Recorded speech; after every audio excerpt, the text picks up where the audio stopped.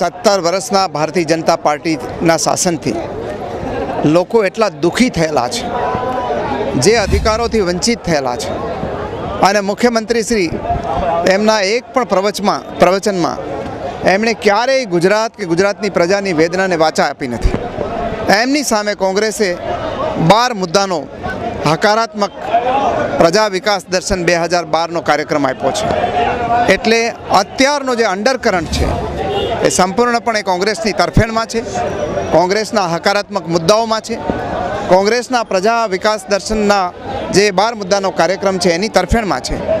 જ્યારે મુખ્યમંત્રી શ્રી માત્ર વાણીવિલાસ અને માત્ર ગુજરાતને અસંબંધિત હોય એવી જ વિગતો સાથે અત્યારે જે ભાષણો કરી રહ્યા છે એનાથી પ્રજા કંટાળી છે, અને આ વખતે કોંગ્રેસના જે કાર્યક્રમો છે એને ભારી મતદાન કરી અને વિજયી બનાવવાના છે.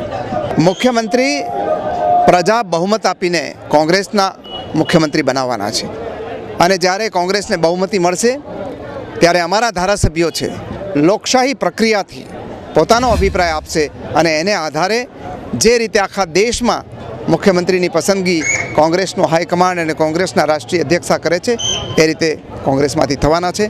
અને આજે કોંગ્રેસ પાસે જે મુખ્યમંત્રી પદ માટે એક કરતાં વધારે સક્ષમ ઉમેદવારો ઉપલબ્ધ છે.